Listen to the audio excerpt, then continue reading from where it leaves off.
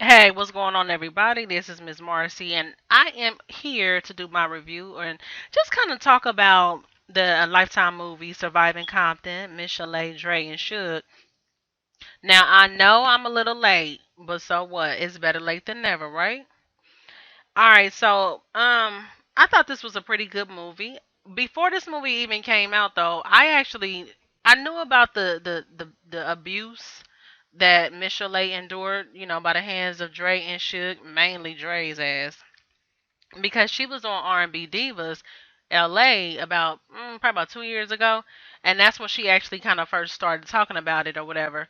And she talked about how Dre was more abusive to her than Suge was. She said Suge slapped her, I think maybe once or twice, but he was nowhere near as abusive as Dre was. I mean, she talked about how Dre basically used to beat the brakes off of her, you know. So this movie just basically just made it all like visible for us.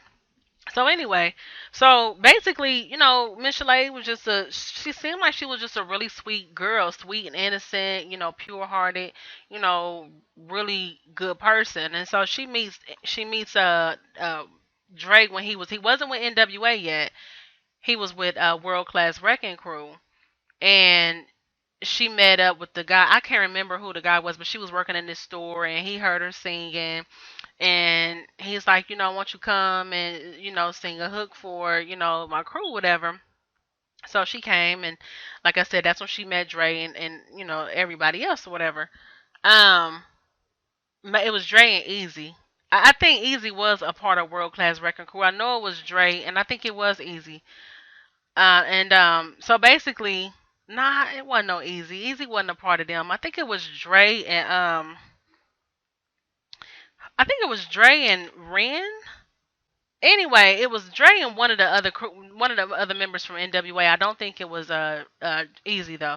Anywho, so she comes in to sing the hook or whatever, and hell, almost immediately Dre was disrespectful to her, because she got that real squeaky voice, and he's like, "It's so this squeaky voice bitch," because she said something to him, and he's like, "This squeaky voice bitch," and she just kind of took it and was like. But anyway, so she comes, she sing the hook, and Drake just kind of take a liking to her immediately, and so they started dating or whatever. They started having sex almost immediately, and hell, to me it seemed like at first she was more like just a friend, like a homie, like she was like that chick that hung around the whole crew. You know what I'm saying? But it seemed like as time went on, Dre's feelings might have like it progressed for her a little bit. But yeah, so hell, they in the studio, and it's like the cheating was going on immediately. It seemed like he never stopped having other women because hell, after they slept together, they in the studio, and he get a phone call, and he's like, "Oh, I gotta go," and he's like, "Oh yeah, by the way, yeah, a girl is pregnant. She's having a baby, and the baby is my baby. I gotta go."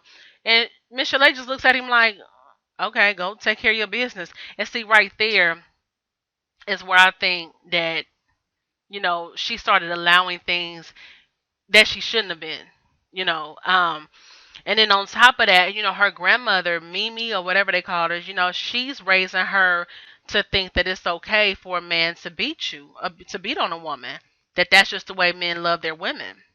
So, so as a little bit of time went by, Michel'le ends up doing her own record. It was that song "No More Lies," and I remember that too when that came out. It's just so funny how I'm hearing these songs and stuff that she sung, and it's like I remember when those songs were out, and I'm like, I would have never thought that she was going through that with Dre.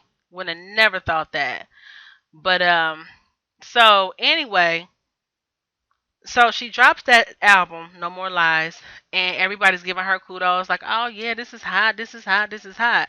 Now, like I said, the cheating with Drake had never stopped. It's like it never went anywhere. So that song was kind of directed towards him, honey. I don't know what it was about her doing that song, and everybody just kind of cheering her on, and just like it did something to Dre, cause that's when the beating started.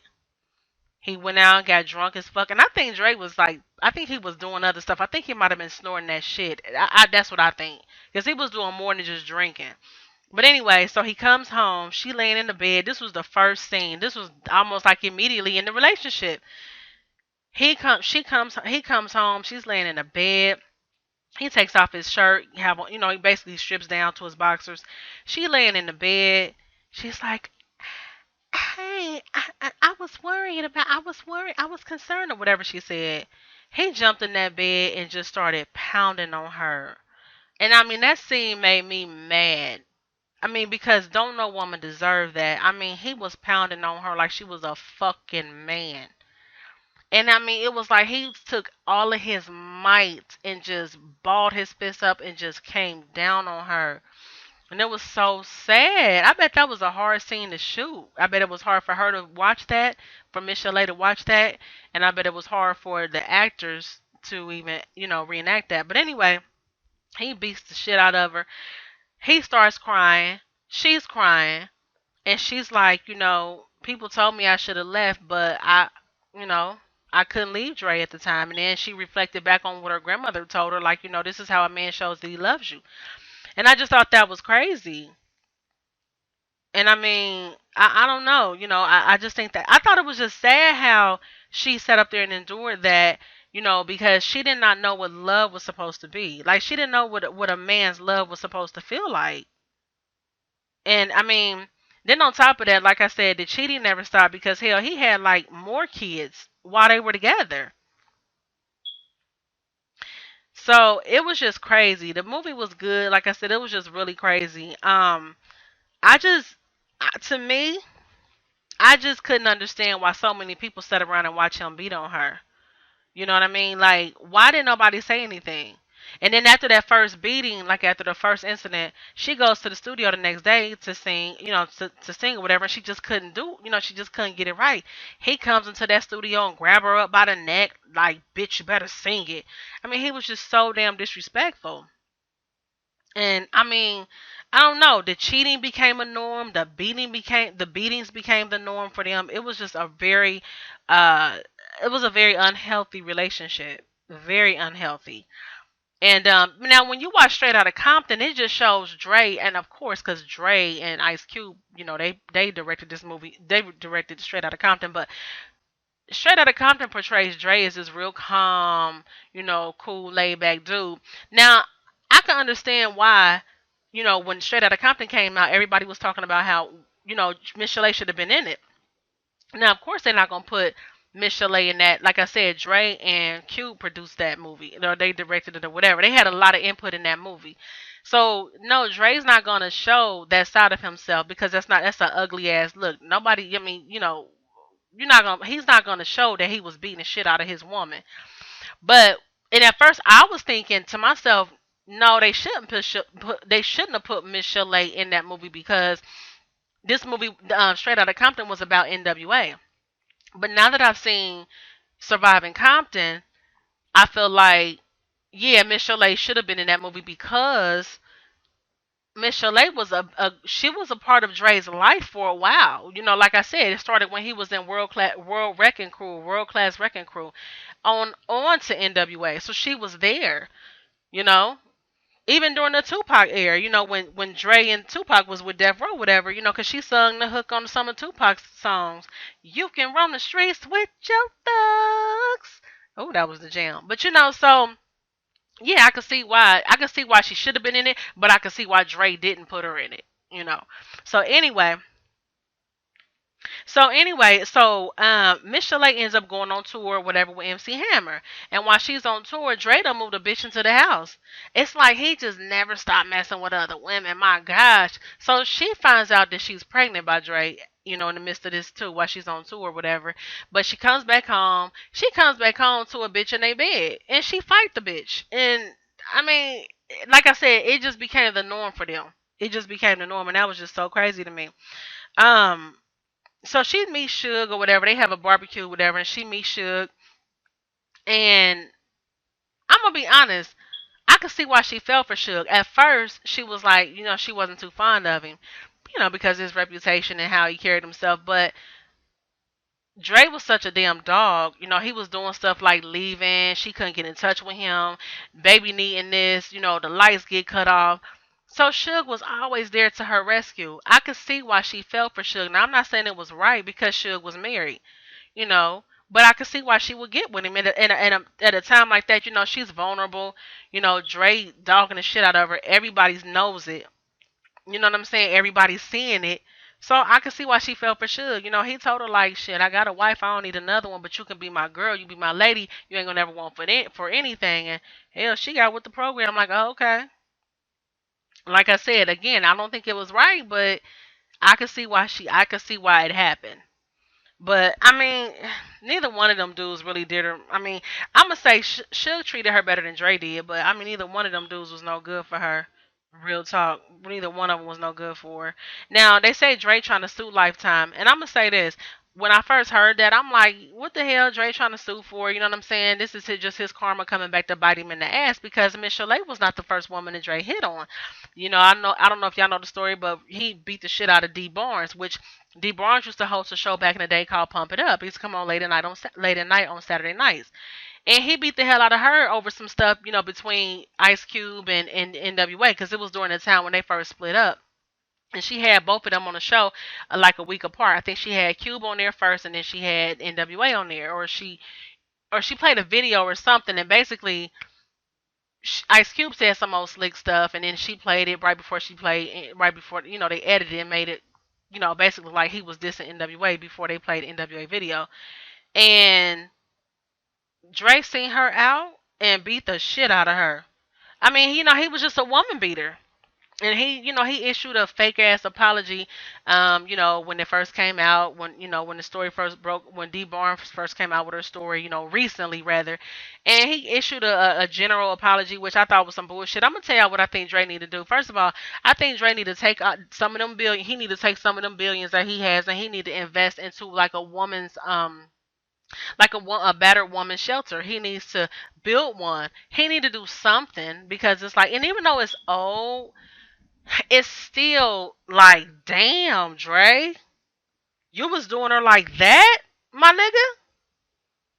OMG. And I'm gonna be. Let me tell y'all. Like I said, I heard Dre was suing Lifetime or whatever, but at first I was thinking like, you know, he can't sue her. He can't sue. I mean, what the hell, nigga? You did the shit. You did it.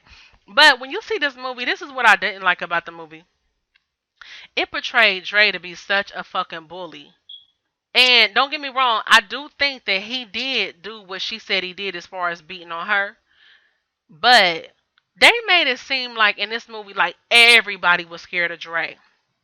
And I mean, if we gonna keep it all the way real, the real thugs was Easy E and Suge, honey. Dre wasn't no fucking thug. In fact, wasn't nobody scared of Dre but Michel'le. But in this movie, they made it seem like, honey, didn't nobody say a word out of line to Dre. And that's why I don't like the part about, I feel like I can't believe, like, this shit was so dramatic. Like, he used to beat her like crazy, and it was so dramatic.